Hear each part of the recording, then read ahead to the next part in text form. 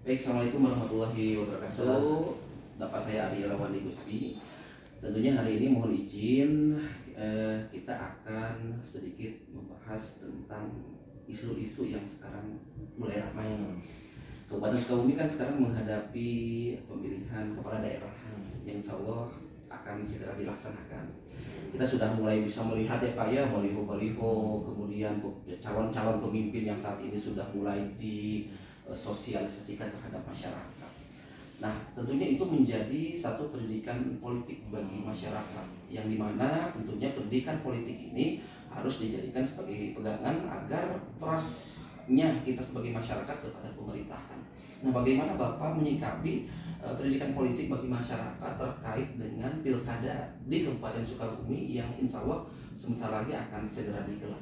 Ya, terima kasih.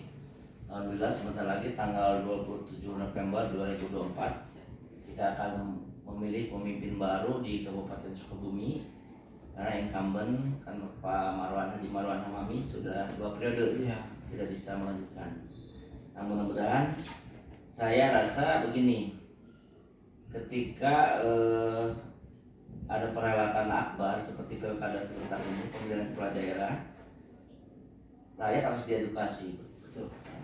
Jadi sosialisasi untuk pilkada itu bukan hanya kepada panitia, ya, kepada panitia pemilihan pemungutan suara misalnya, KPPS, PPS, kemudian PPK, harusnya kepada masyarakat luas betul.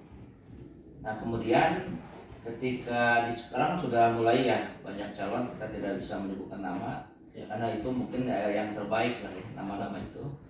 Nah, saya sebagai kepala sekolah, kemudian sebagai ketua forum Sarjana Peduli Sukabumi, juga peduli bahwa di Kabupaten Sukabumi harus melahirkan seorang pemimpin yang memang harus mempunyai sifat rasul. Apalagi Kabupaten Sukabumi mayoritasnya beragama Islam. Ya. Yang pertama kan pemimpin itu nanti diminta pertanggungjawabannya. Jadi kita jangan salah pilih, jangan asal suka dan ada kepentingan pribadi.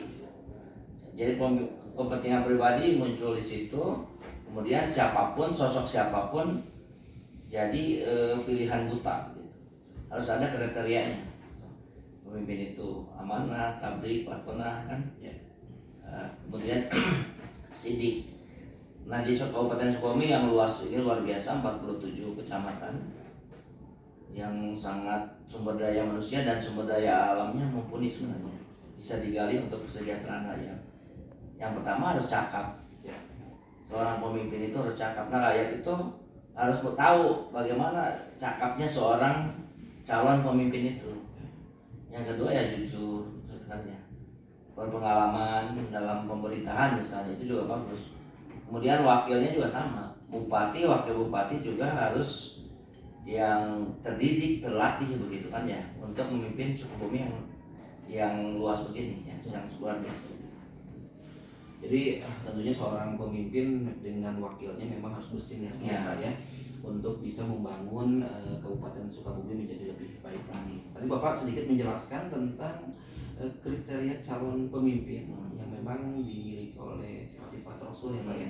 Mungkin kalau diintegrasikan Pak dengan saat ini pemimpin yang memang dijadikan sebagai contoh teladan juga tentunya bagi masyarakatnya, kira-kira karakter apa yang sangat pas gitu dengan situasi yang saat ini? Ya, kita kan punya keyakinan kepada Allah Subhanahu Wa Taala, harus memilih pemimpin itu yang agamanya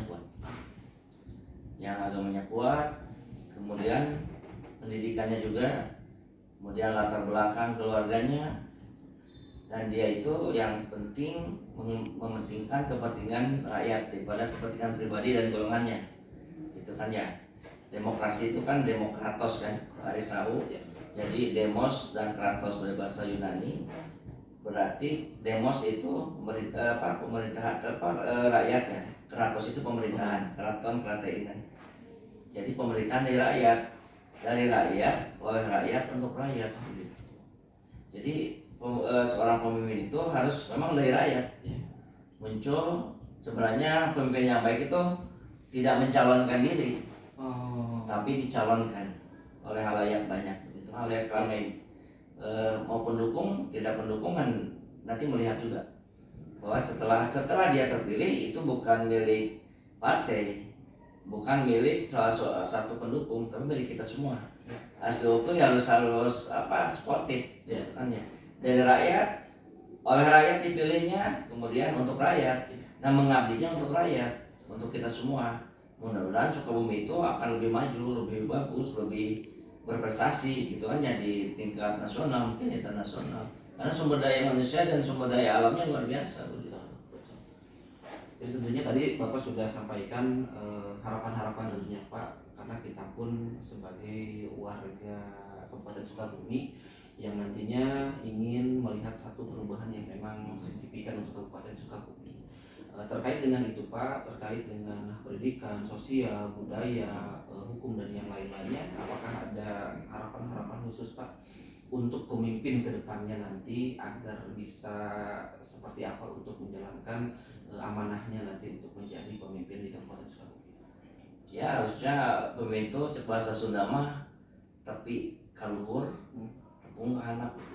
Jadi dia bisa berkolaborasi dengan siapapun, berkomunikasi, bisa menjual Kabupaten Sukabumi ke pemerintahan pusat agar nanti investasi juga datang ke Sukabumi dari pihak swasta maupun dari pemerintah begitu ya.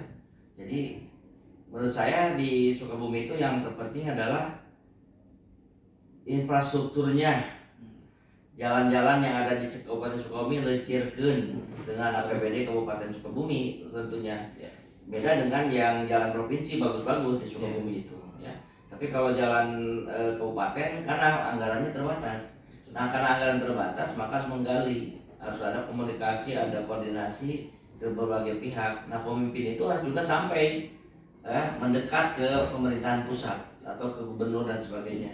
Jadi diperhatikan kita ini untuk Kabupaten Sukabumi. Setelah infrastrukturnya jalan, ya bagus, maka nanti pergerakan ekonominya juga lancar. Akhirnya lapangan kerja bisa dibuka dengan sebaik-baiknya, seluas-luasnya.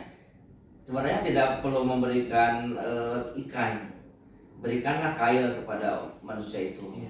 Ya berikan, jangan hanya dikasih disuapkan terus, tapi harus dia mencari bagaimana mencari sesuap nasi itu. Itu yang terbaik itu. Makanya pemimpin itu bisa membuka lapangan kerja seluas-luasnya agar rakyatnya sejahtera. Nah, infrastrukturnya juga harus dibuatkan dulu. Skala prioritas lah, yang misalnya yang seremonial itu dikurangi lah. Kalau perlu mungkin yang tidak penting dihapus lah. Tapi yang penting itu kita infrastrukturnya, baik itu ekonomi, kesehatan maupun pendidikan. Itu tiga hal yang harus diperhatikan, ekonominya, kemudian pendidikannya, kemudian kesehatan. Baik, tentunya harapan-harapan ini kan menjadi harapan kita semua sebagai warga dari Kabupaten Sukabumi. Mudah-mudahan nanti ada perubahan dan tentunya nanti dalam pesta demokrasi ini tingkat pemilihnya untuk di Kabupaten Sukabumi bisa meningkat, karena kan bagaimanapun partisipasi pemilih dalam demokrasi itu semakin sukses berarti karena ada tingkat pemilihnya yang semakin besar. Kalau di atas 80% kan bisa dibilang suatu kesuksesan yang luar biasa, dan mungkin itu akan menjadi tanggung jawab kita semua untuk bisa mensosialisasikan. Yang kita sebagai guru juga sampaikan sosialisasi itu, tapi bukan kampanye. Betul. Kalau kampanye itu penalti di logo pegawai negeri itu, tapi mensosialisasikan juga. Jadi hak politik, apalagi anak SMA itu kelas 11, 12 tuh ada yang sudah 17 tahun yang sudah memilih, tapi jangan coba-coba kampanye. Jangan coba-coba kampanye, tapi kita harus menyampaikan bahwa ketika ngajar itu bahwa di Sukabumi akan ada pemilihan bupati dan wakil bupati tanggal 27 November. Ingatkan kepada orang tuamu agar datang, karena nanti kalau salah pilih, ya salah coblos, ya hanya karena uang 50.000, money politik, kita nanti rusak ya. Walaupun memang tidak dipungkir bahwa kos politik dari calon-calon itu juga besar ya, karena memang itu konsekuensi dari keinginan dari seseorang untuk mencalonkan itu besar. Tapi kan untuk kos kampanye itu tidak disalahkan, silakan saja. Tapi tidak untuk memberikan suap ya atau money politik, kayak itu yang rusak itu. Akhirnya tidak melihat siapa, asal pada saat itu dia ada sejumlah uang dikasihkan, itu yang nanti akhirnya tidak ke anak, ke siswa juga tolong disampaikan itu, jangan sampai bahwa orang tua kita atau dianya sendiri memilih karena memang ada nominal uang gitu. Baik Bapak, terima kasih untuk wawancaranya, tentunya sangat luar biasa sekali untuk wawancara hari ini. Semoga menjadi satu ilmu yang bermanfaat tentunya, yang nantinya bisa kita share kepada teman-teman ataupun rekan-rekan yang lainnya. Terima kasih. Assalamualaikum warahmatullahi wabarakatuh.